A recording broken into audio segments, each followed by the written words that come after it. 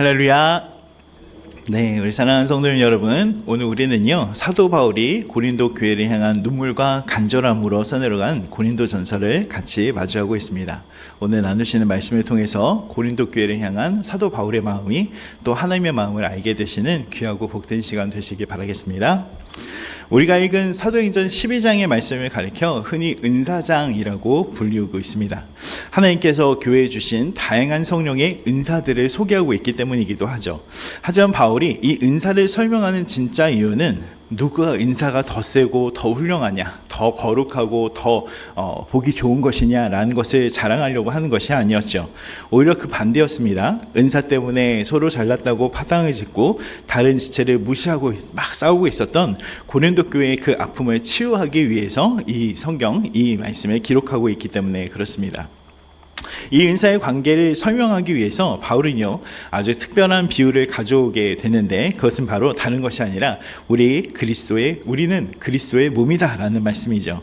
교회를 이루는 성도들이 서로 몸이고 서로 지체이다라는 것을 선언하고 말씀하고 있기 때문에 그렇습니다.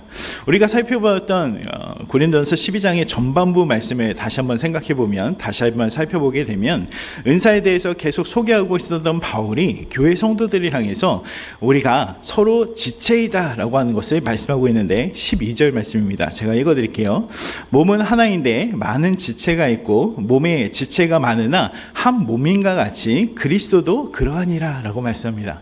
그러니까 교회가 이렇게 여러 명으로 구성되어 있잖아요. 여러 성도들, 여러 사람들로 구성되어 있는데 그 한 사람 한 사람이 우리 몸에 있는 것처럼, 몸에 있는 눈이 됐건 코가 됐건 입이 됐건 때로는 어떤 사람은 팔이 됐건 그러한 지체들이 다 되어진다라는 것을 말씀합니다. 그렇습니다. 몸에는 여러 지체들이 있죠. 발도 있고 손도 있고 귀도 있고 눈도 있습니다. 그래서 바울이 이렇게 얘기하는 거예요. 만약 발이 그렇게 얘기한다는 겁니다. 나는 손이 아니니까 몸에 붙어있지 않는다라고 그렇게 이야기한다 할지라도 그 발이 한 몸이냐 한 몸이 아니냐라는 것을 묻고 있습니다. 또 한 가지는 귀가 이렇게 얘기하는 거예요. 나는 눈이 아니니까 몸에 붙어있지 않다, 나는 한 몸이 아니다 라고 이야기한다고 한들 그 귀가 몸에 붙어있는 부분이 아니냐라는 것을 말씀해요. 온몸에, 우리가 생각해 보시면 이럴 것 같습니다. 온몸에 눈이라면 어떨까요? 어떻게 냄새를 맡을 수 있고 온몸이 듣는 곳이라면 어떻게 걸어 다닐 수가 있겠습니까? 사도 바울이 이렇게 질문하고 이렇게 이야기하는 이유는 다른 것이 아니었어요. 당시 고린도 교회에 있었던 두 가지 문제 때문이었습니다. 첫 번째 문제는 무엇이냐면 열등감이에요. 나는 왜 저 사람처럼 이렇게 대단한 은사가 없을까? 와, 저 사람은 방언도 하고 예언도 하고 통변도 하고 치유하면 막 기도하면 은사가 이렇게 펼쳐져서 막 치유도 되고 그러는데 나는 그런 것이 아무것도 없어요. 그렇게 되니까 나는 교회에 필요 없는 존재인가 막 스스로 이렇게 소외시키는 마음이었어요. 두 번째는 이에 반대되는 마음이었습니다. 반대로 손이 눈에게 이렇게 얘기하는 거죠. 머리가 발에게 넌 나보다 낮으니까, 너보다 중요하지 않으니까 너는 필요 없어 라고 그렇게 무시하는 교만함이었습니다. 어쨌든 이렇게 소외감이 됐든 우월감이 되었든 이것은 잘못된 것이다 라는 것을 말씀하는 것입니다. 왜냐하면 우리가 가진 은사는, 하나님께 우리에게 주신 것은 하나님께서 주신 것이고, 이 은사가 하나님께서 주신 것이고 하나님이 원하시는 대로 주신 선물이기 때문에 그렇습니다. 그러니까 내가 어떤 것을 막 해서 내가 기도를 열심히 해서 얻는 그것이 아니라, 내가 믿음 생활을 17년, 18년, 20년 이렇게 해서 얻는 것이 아니라 하나님께서 하나님의 계획에 맞춰서, 하나님의 우리의 특성에 맞춰서 우리에게 주신 선물이 바로 은사이기 때문에 그렇습니다. 아멘이시죠? 여러분 그 선물 다 받으셨죠? 여러분 그것을 소중하게 여기시는 여러분들 되시길 바라겠습니다.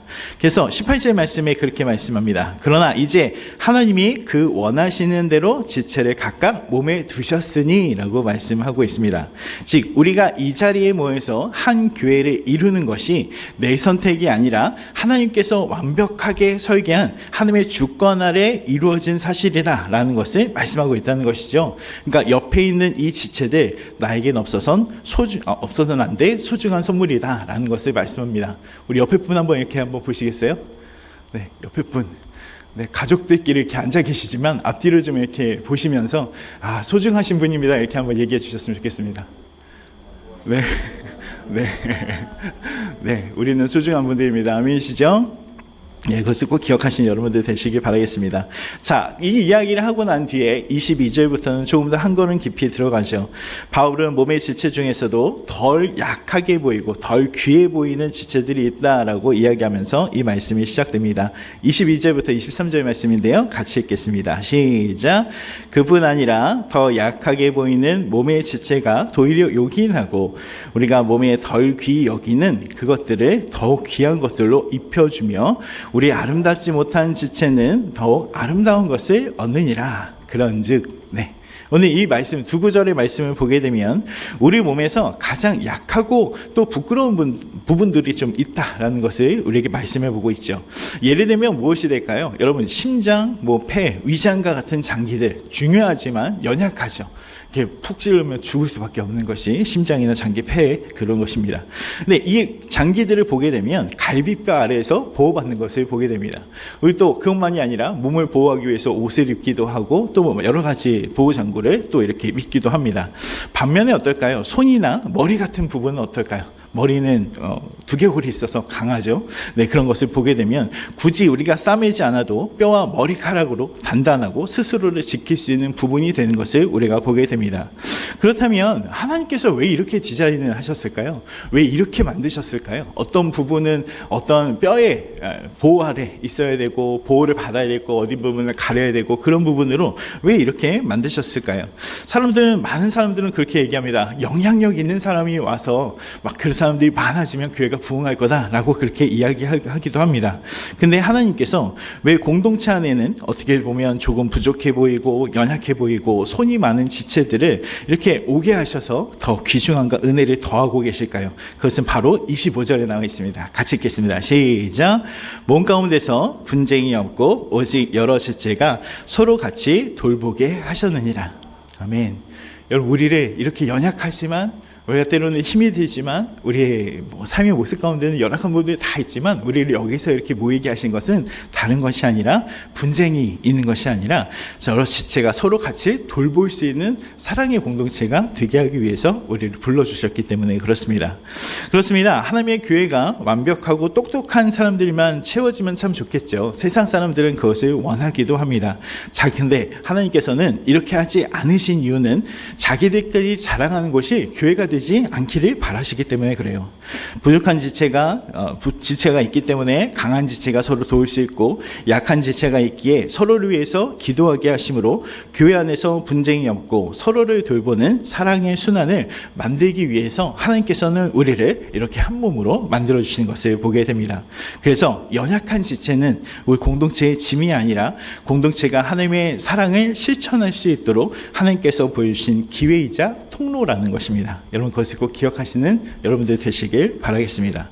자, 그렇다면 이것을 깨달은 성도들 어떻게 살아야 할까요? 사도 바울은 공동체의 연합을 강력하게 권면하면서 이렇게 말씀합니다. 26절 말씀 같이 읽겠습니다. 시작. 만일 한 지체가 공통을 받으면 모든 지체가 등을 받고 아멘. 이 모습이 하나님의 예수 그리스도의 피로 묶인 교회 진짜 모습이 바로 이 모습이죠. 여러분, 그렇습니다. 여러분, 그런 심정 있나요? 이렇게 막 길을 가다가 혹은 방에서 막 정리를 하다가 모서리 같은 부분에 발을 탁 찌우시면 어떠신가요? 거기만 아프신가요? 아니죠. 거기만 보지 않죠. 온몸이 인상부터 찌그러지면서 와 그러면서 발을 부여잡는 우리가 되는 것을 보게 됩니다. 그렇죠. 문지방에 발가락 한 곳만 이렇게 찧어도 온몸이 찌푸러지고 또 그것 때문에 끙끙 앓는 일이 생기는 것처럼 성도 중에 한 사람이 아프고 고난을 당하면 여러분, 우리의 마음이 같이 아파야 정상이라는 것입니다. 한 지체가 하나님의 은혜를 보고받고 기쁜 일이 생기면 우리 어떻습니까? 사촌이 땅을 사면 배가 아프면 안 돼요. 네, 배가 아프시면 같이 기뻐야 됩니다. 아멘이시죠? 네, 우리는 배가 아프면 안 됩니다. 근데 우리나라 민족성이 좀 그런 것 같아요. 배가 막 아파요. 다른 사람 잘 되는 거 보면 그렇게 배가 아파요. 하나님 왜 나는 복 안 주시면서 전 사람을 이렇게 보고 있을까요? 그런 마음이 참 듭니다. 여러분, 그러나 시기하고 질투하는 것이 아니라 그것을 내일처럼 기뻐 춤을 출 수 있는 우리가 되어야 합니다. 그래서 사도 바울은 27절에 이렇게 선포하죠. 너희는 그리스도의 몸이요 지체의 각 부분이라 라고 말씀합니다. 성도 여러분, 우리는 남이 아닙니다. 옆 사람이 아픔이 나의 아픔이고 옆 사람의 승리가 나의 승리가 되는 것입니다. 바울은 고린도 교회 분열을 치유할 유일한 처방전으로 너희는 하나고 한 몸이다. 그러니까 함께 울고 함께 웃으라라고 권면하고 있는 것입니다.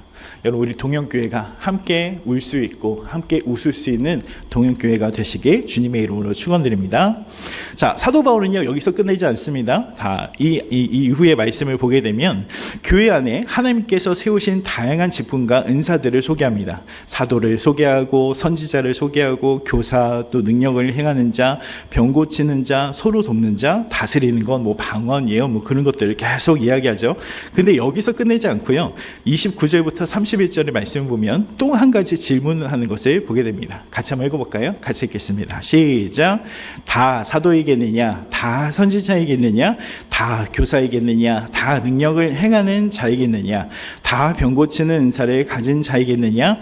다 방언을 말하는 자이겠느냐? 다 통역하는 자이겠느냐?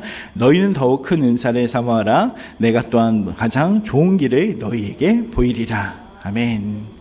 우리 서로가 성격이나 환경이 다 틀리듯이 하나님께서 우리 각 사람에게 주신 은사가 다 다릅니다.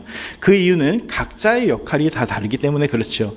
그러면서 사도 바울은 오늘 말씀의 결론은 어떻게 얘기하냐면 이것이 너희에게 주신 것인데 이런 것들이 다 있는데 이것이 끝이 아니라 우리가 더욱 큰 은사를 사모해야 된다라고 말씀합니다. 31절의 말씀이죠. 너희는 더욱 큰 은사를 사모하라. 또한 내가 또한 가장 좋은 길을 너희에게 보이리라 라고 말씀합니다. 방언하고 예언하고 병 고치는 은사도 참 귀합니다. 근데 이것보다 더 큰 은사, 가장 좋은 길이 있다라고 말씀합니다. 여러분, 그 은사가 뭔지 이제 추론하실 수 있겠죠? 뭘까요? 사랑입니다. 맞습니다. 사랑이 가장 큰 은사이다라는 것을 말씀해요. 이어지는 고린도 13장의 주제가 바로 사랑이죠. 근데 왜 사랑이 가장 큰 은사일까요? 13장 말씀 보면 이렇게 말하기 때문에 그렇습니다. 아무리 천사의 말을 하고 산을 옮길 만한 믿음이 있고 모든 비밀을 아는 지식이 있어도 사랑이 없으면 아무것도 아니기 때문에 그렇습니다. 사랑은 바로 하나님께서 주신 가장 큰 은사이자 가장 큰 것이기 때문에 그렇습니다. 바울은 그래서 더 큰 이 은사인 사랑을 사모하라 라고 말씀합니다. 이 은사를 사모해야 되는 이유는 다른 것이 아니에요. 사랑이 없는 은사는요, 교회를 쪼개고 상처를 주지만 사랑이 담긴 은사는 아무리 작고 소박한 은사라고 할지라도 부족한 지체를 세우고 교회를 완벽하게 하나로 만들기 때문에 그렇습니다. 방언이나 이적은 이 땅에서 끝나지만 사랑은 영원하기 때문에 그렇습니다. 그리고 그 사랑은 바로 하나님이 바로 사랑이시기 때문에 그렇죠. 여러분, 이것을 꼭 기억하시는 여러분들 되시길 바라겠습니다.